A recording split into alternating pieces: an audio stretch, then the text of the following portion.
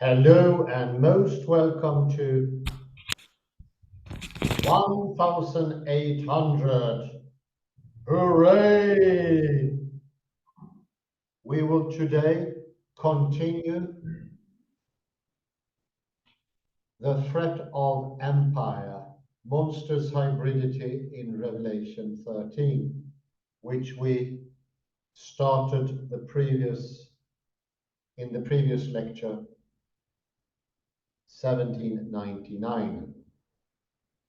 And we only had a few comments since that was an A part, and now we continue with the B part. But we were referring to the important connection between inner and outer, something that disappeared in the period that followed the writing of the Bible, which considerably changed Christianity to a left hemisphere understanding, where inner and outer are no longer conjoined.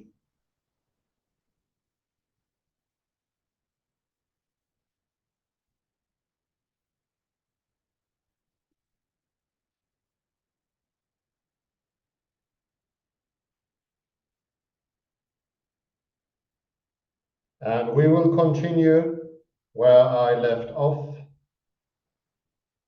at 1799, page 127.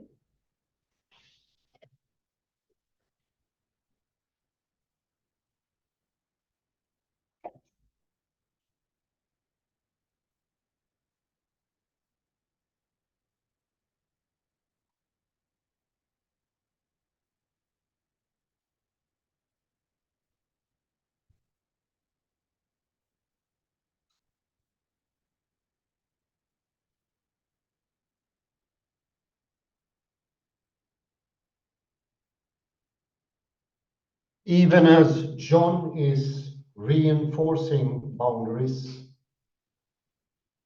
in the cosmic sphere, he is conflating the lines between Jezebel the person and the cosmic beasts.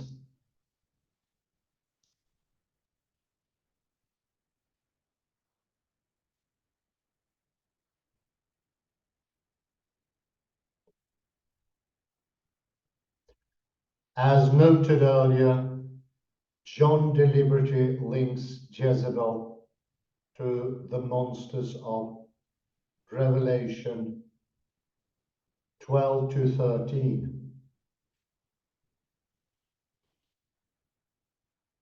and to woman Babylon in Revelation 17 through a series of homologues.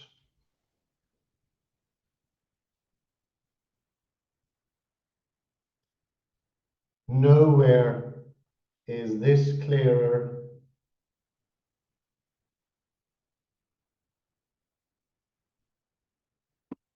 than the similarities between their judgment and punishment that is layered with sexual language and brutal violence against women and their offspring.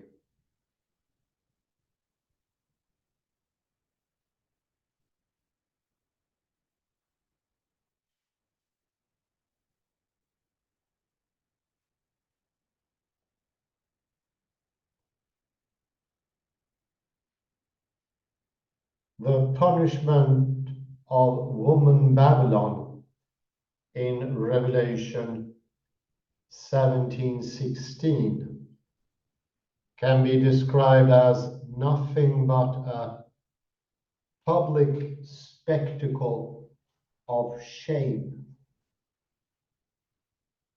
And the 10 horns that you saw, they and the beast will hate the whore,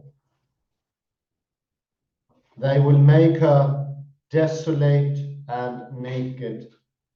They will devour her flesh and burn her up with fire.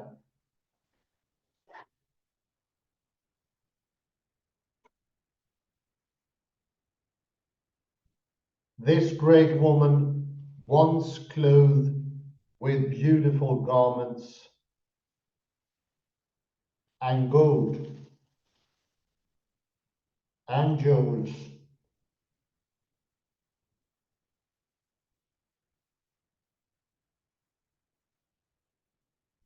is now stripped naked, eaten, and burned.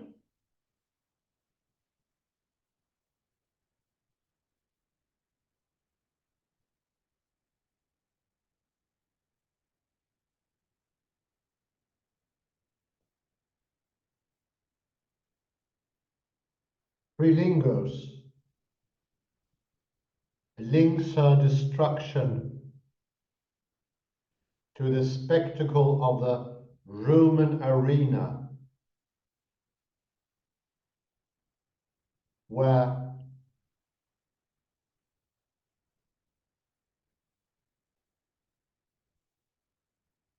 foreign animals are destroyed for the entertainment of the masses.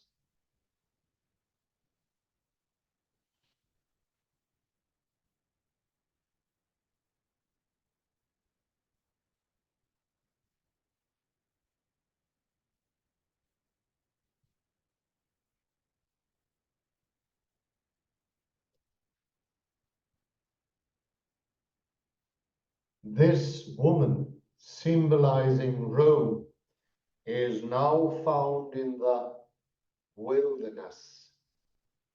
She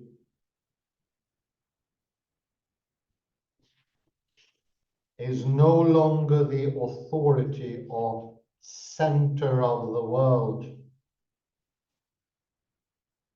Meanwhile, Jezebel, John's human opponent, also receives similar treatment.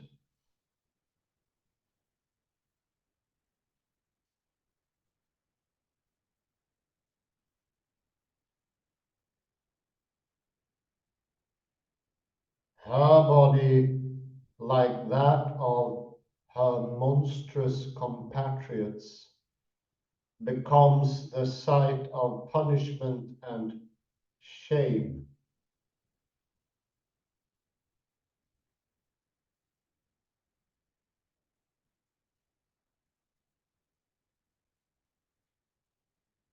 According to John, she refused to repent her fornication, and therefore he decrees,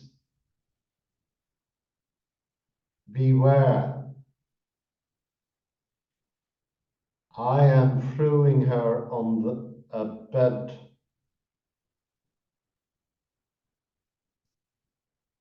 and those who commit adultery with her I am throwing into great distress unless they repent of her doings.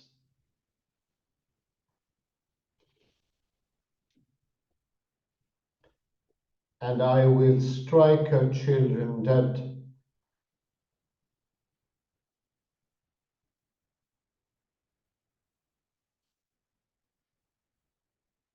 as Pippin states, the fate of Jezebel is held up as an example to avoid.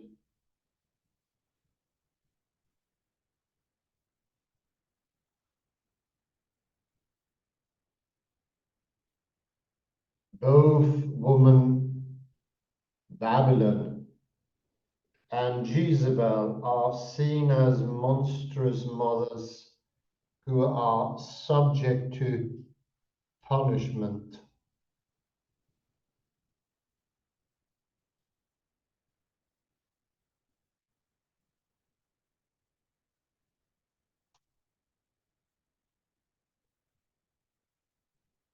By linking Jezebel to the cosmic monsters of Revelation, John firmly establishes his boundaries by relegating Jezebel to an outsider status.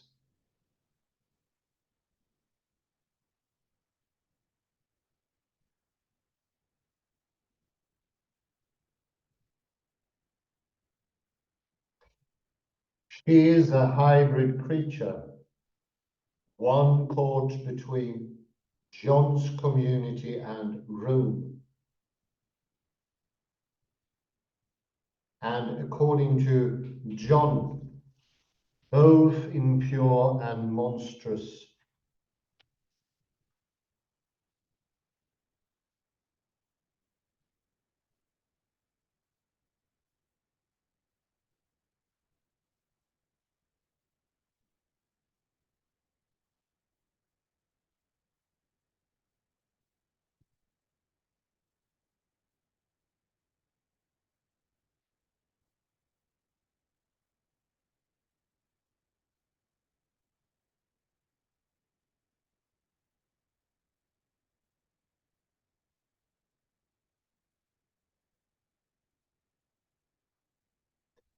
Conclusion.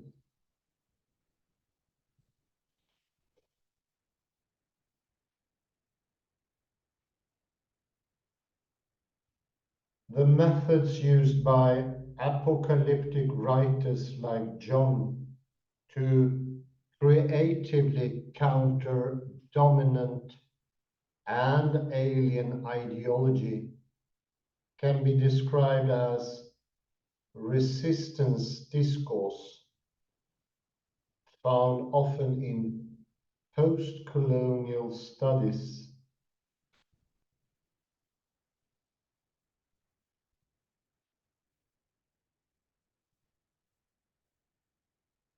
In this article, I have argued that the use of monsters in Revelation 13, especially those of a hybrid nature,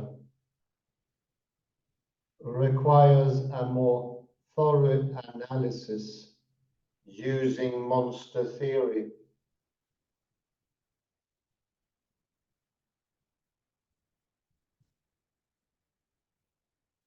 The monsters of John's apocalypse are employed to horrify the intended audience as well as generate feelings of disgust and revulsion.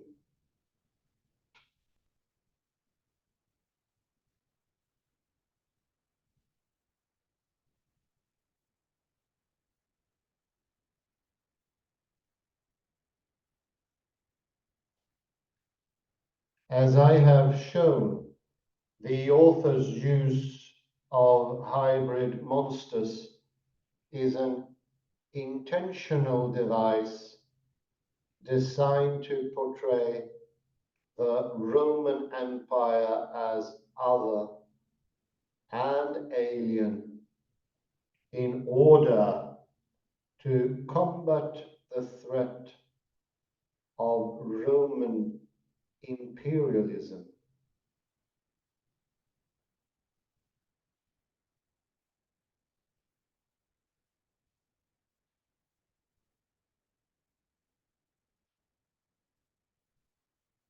For John and his community,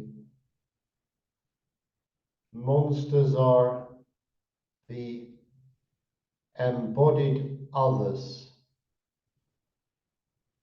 that allow one to read a society or culture's fears and anxieties.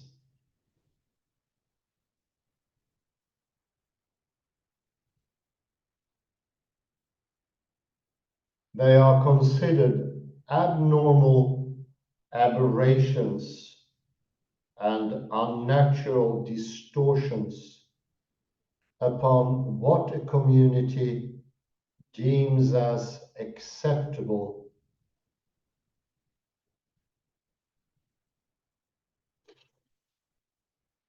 Yet they are not completely foreign, as they are products of human imagination and tangible symbols of society's fears and prejudices.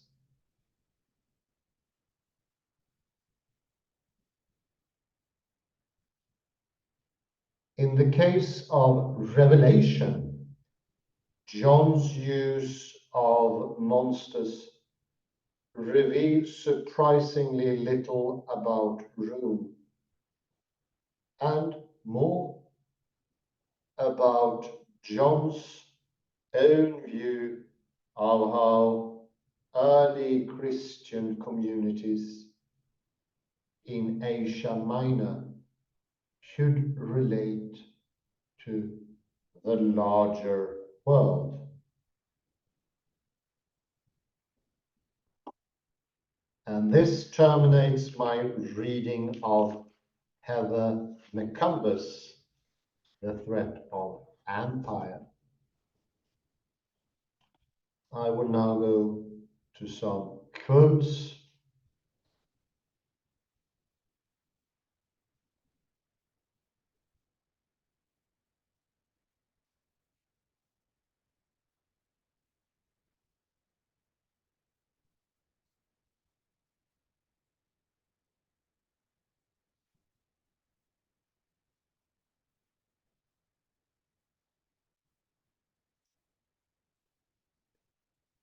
One red thread that goes through the whole article is how hybrids, monsters,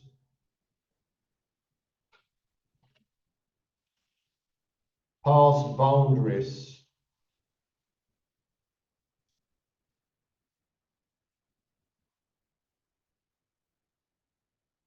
I would say both of time and space.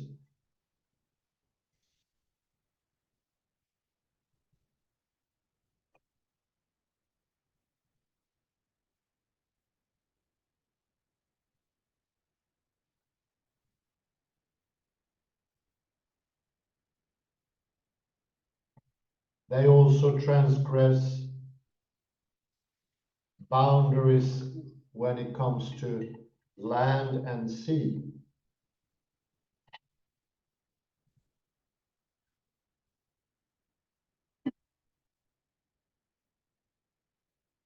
These creatures are truly hybrids,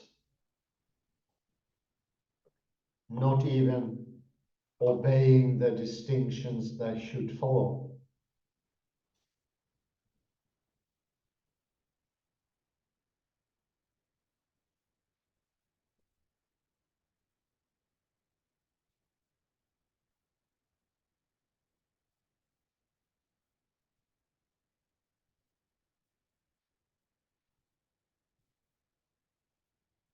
This is also very close to Rome as outer, or why not other, as suggested by Heather Macumber.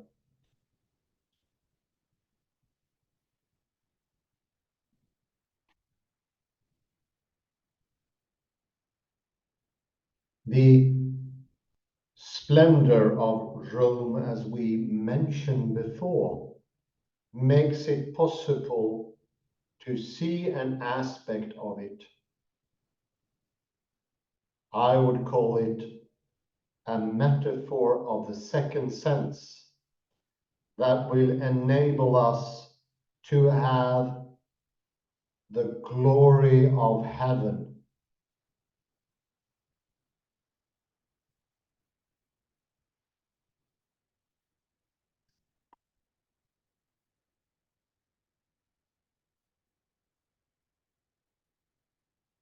That the opposing situation of Rome in the real world is where it is of incredible importance.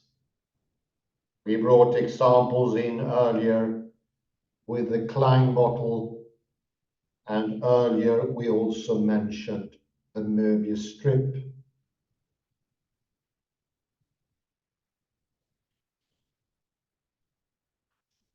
It goes to show the necessity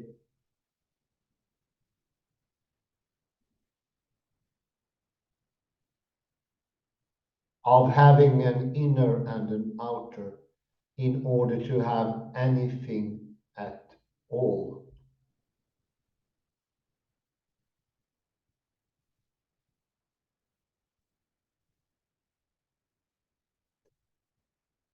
We also in this context brought in Ian McGilchrist, the left hemisphere and the right hemisphere. It is pretty safe to say that the Bible and John lived in the epoch of right hemisphere.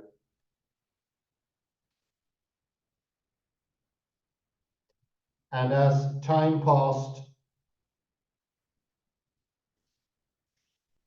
the Bible has become one or the other left hemisphere.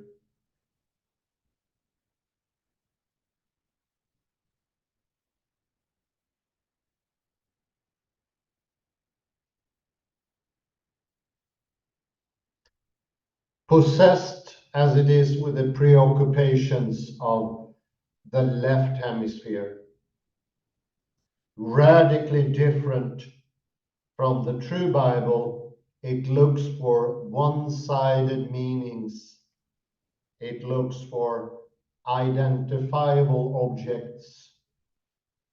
It is possessed with origin and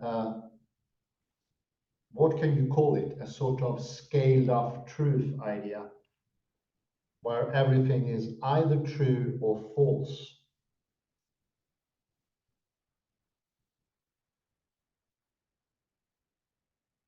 And the only possibility to have truth is to evict falsehood completely.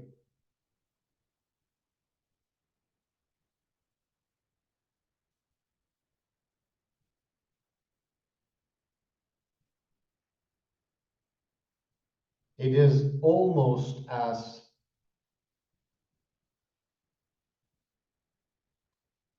John as author predicted or looked into the future and saw to what could be.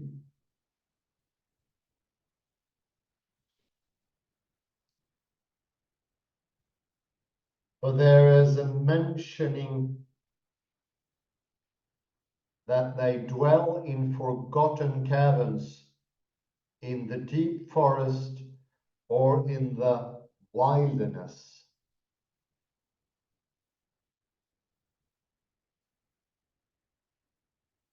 Later in Macumber's story, they come out and they come to live among us.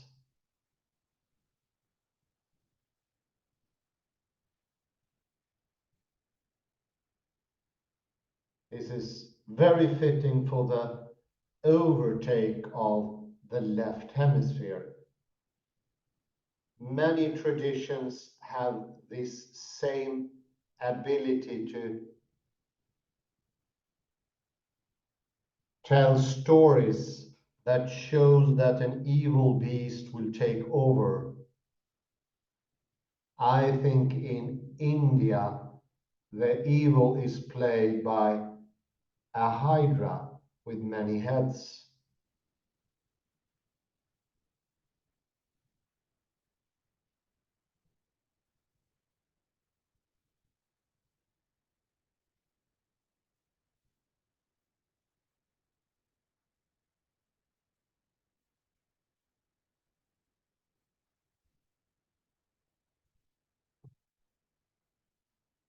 It's a prophecy of what was to happen, how the evil will be among us with their one-sidedness, or maybe more to the fact, our one-sidedness.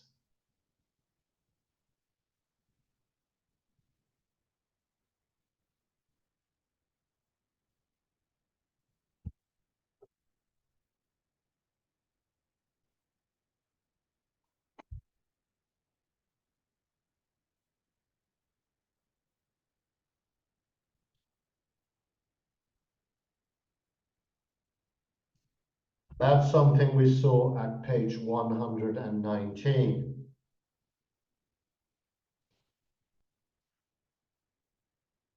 Sixth line or seventh line. However, he reveals to his audience that chaos has only shifted from the heavenly world to the earthly community. It's no longer outside the parish. The monster is inside. The monosemic has entered into the church and is proselytizing one-sidedness. It's no longer coming from outside.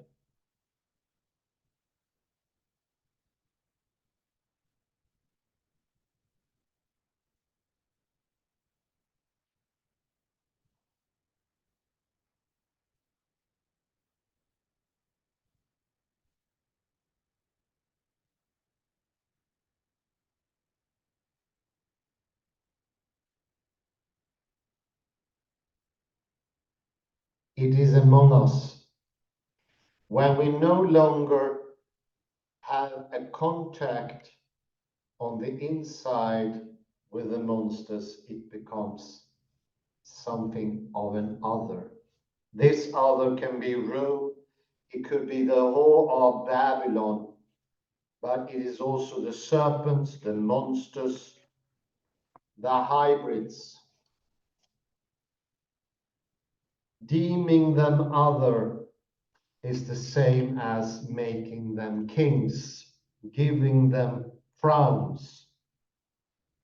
And here, the development of the left hemisphere exactly equals what John wrote when mentioning that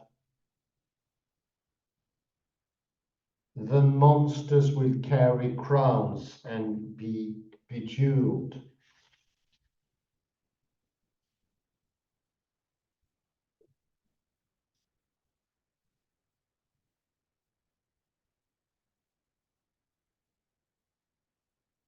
They will also be endowed with names.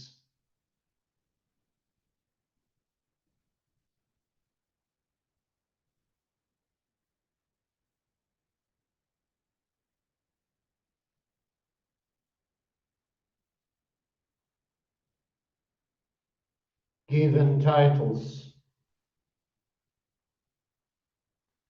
Deception is now in the human mind, and we can no longer reach into paradise, because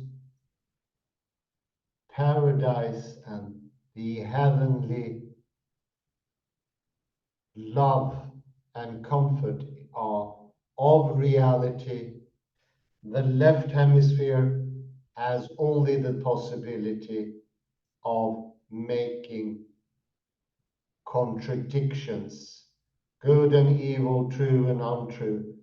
It has no connection whatsoever to the outside real world. And neither does it have any access to the inner world, which we mentioned in a previous article, 1798, where we understood contradictions preemptively put can hide completely all the glory and the complexity of our souls. It becomes merely experiences of emotions and experiences of knowledge, sensations. God then becomes a concept in your mind that you could wish to experience, but he's going to be very, very far away.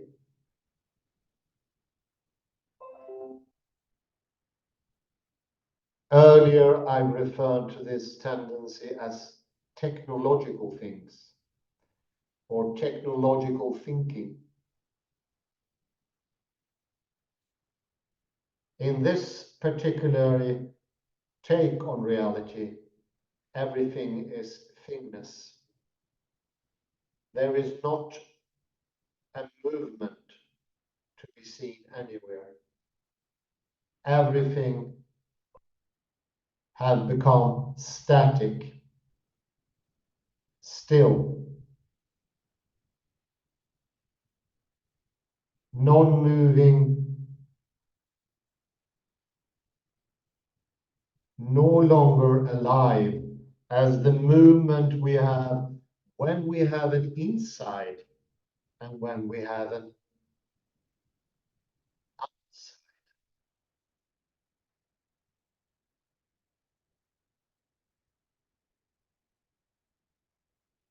We have the left hemisphere's contradictions only.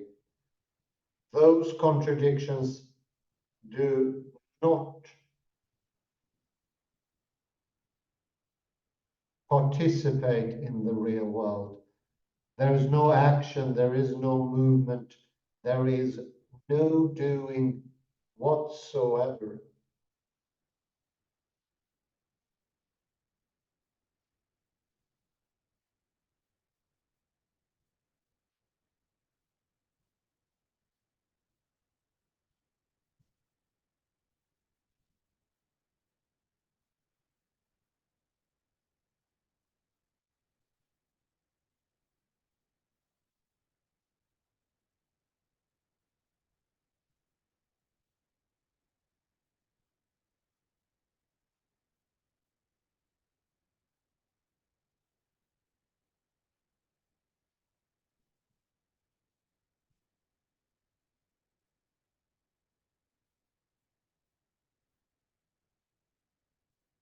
In page 127,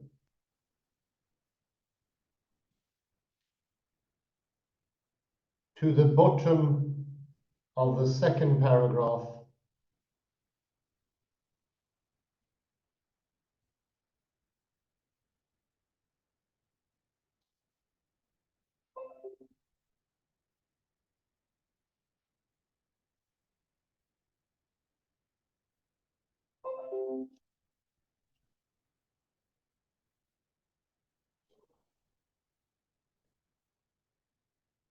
and the 10 horns that you saw, they and the beast will hate the whore.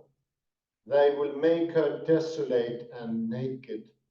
They will devour her flesh and burn her up with fire.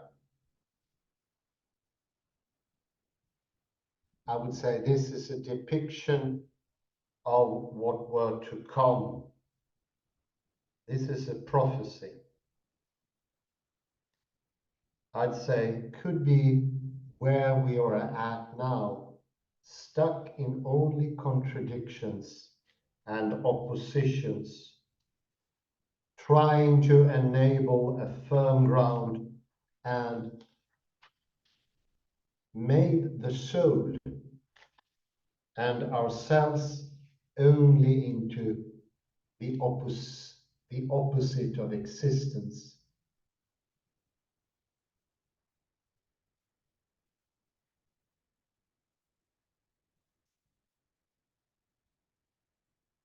The hybrids have joined us.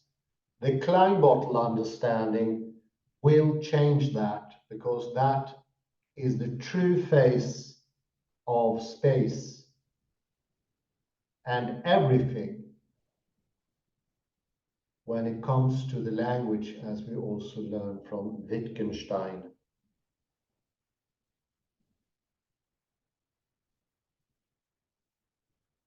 I'd say the alienation that the Roman Empire has, as we can see at page 128.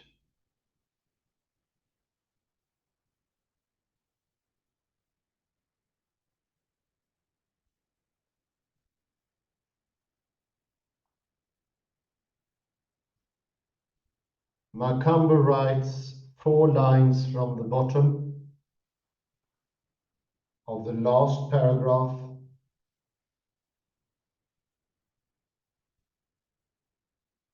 As I have shown, the author's use of hybrid monsters is an intentional device designed to portray the Roman Empire as other and alien in order to combat the threat of Roman imperialism. I'm suggesting here that on top of that, the double purpose of invigorating the concept of richness, permanence, and the glory of the New Jerusalem were there at that time. And that is also an important part of the prophecy of John. Kalle Lundahl, please join us. Thank you. I will comment on 3 footnotes. First is footnote 99. It should be noted that Frilingos argues against creating too sharp a divide between Revelation and Rome. Rather, he sees the book of Revelation as a product of Roman rule that engages the empire as much as it resists it. Indeed, there has been some speculation that Revelation is a Roman product. In that sense, then who should be the enemy then? Yeah, well, you could see this woman here as the whore of Babylon, or Babylon the Great, not standing for Rome, but for Jerusalem. Yeah. So then everything changes. So I think this is like a little bit like the rabbit duck illusion, that it depends how you see it. So I don't have anything against Frilingos' interpretation. Rather, I like it, but it's not question of either or, but both and. It's both. In one way, it could be a Jewish product, Jewish Christian product, but on the other hand, a Roman product also, a Roman Christian product, and then. Indeed, yes. So. Very good, yeah. Thank you. And now to second footnote that I want to comment on. This 102. Chanel Smith notes the ambivalence of what she calls ambivalence. Veil is emphasized there. Around John's depiction of Roman Babylon, who is both a victim of empire and a participant in it.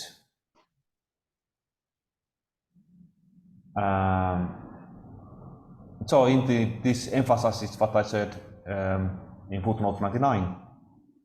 So the victim can be the aggressor and vice versa. Oh yeah. And we can also see the very text where we have the reference. 102, there is 102, it's there. So I can read the text itself. This great woman, once clothed with beautiful garments of gold and jewels, is now stripped and naked, eaten and burned. So the question is it Rome or is it Jerusalem? Yeah, most definitely. There is always a veil around things.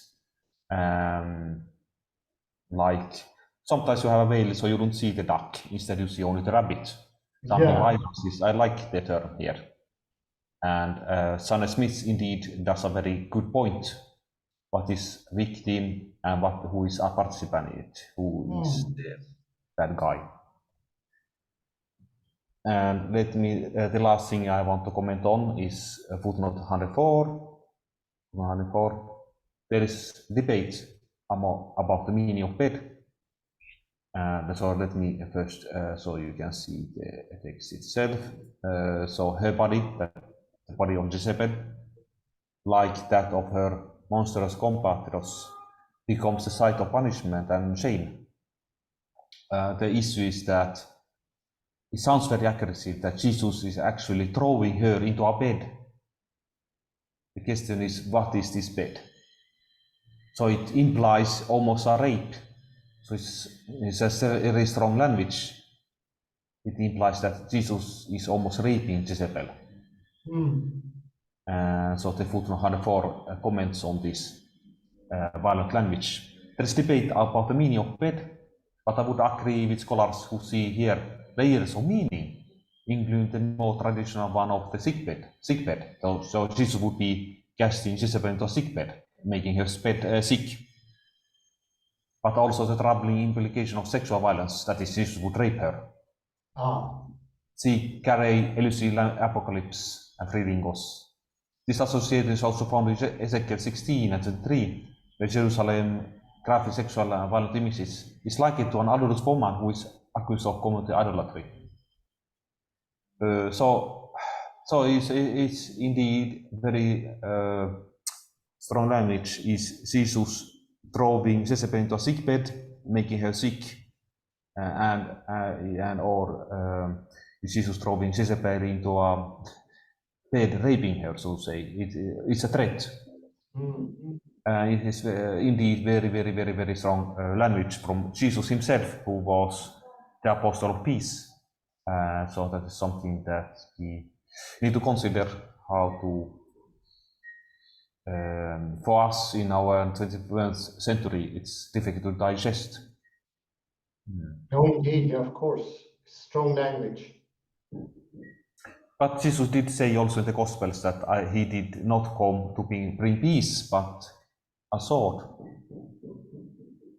And so we should accept that. And I could actually, finally, before I end my Jesus, I bring sword, not peace. So you see this, I think this is a good quotation.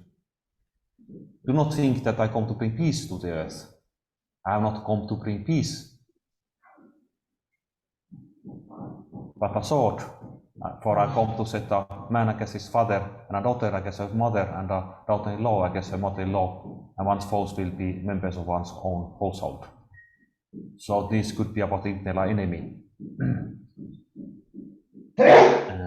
Excuse me. Gesundheit. So perhaps I'll leave the word to you, Hans. Well, thank you very much. And in order to bring peace, you must bring a sword. The oppositions is what make one-sidedness possible. You cannot be a prince of peace otherwise. But we also need to celebrate, and this is the 800th episode. Hooray! Please come into picture, Kalle. And let's toast for this marvelous success. Crema di caffè.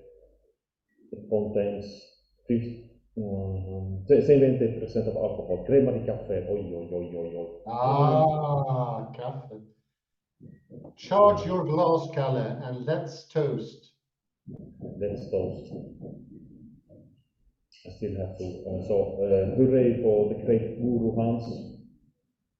Was done 18 lectures, recorded recordings, recorded lectures, not to mention not recorded recordings. Why, thank you very much. You can stop sharing the screen. You can take the paper away so people can see us in whole. Yes. like that. Now you disappear. Yeah, yes, yes. Yes. There Sorry, you go. There you go. Fantastic. thank you. I have to still open this.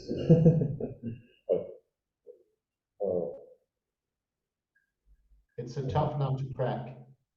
Yes, it might take some time before I can get it open.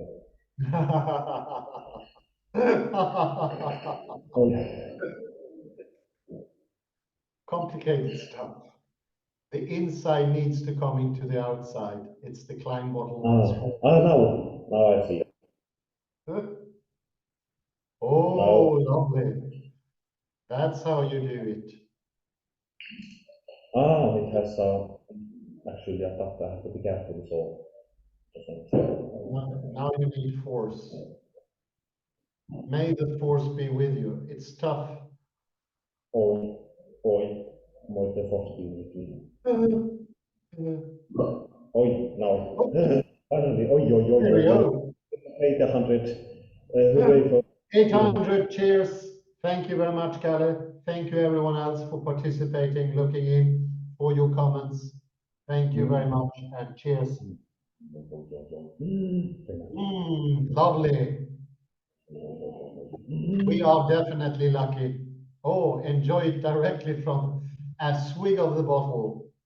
What could be more glaring? Okay, do enjoy. Thank you everyone for participating. Have a very good day, morning, afternoon, or evening. Bye bye for now.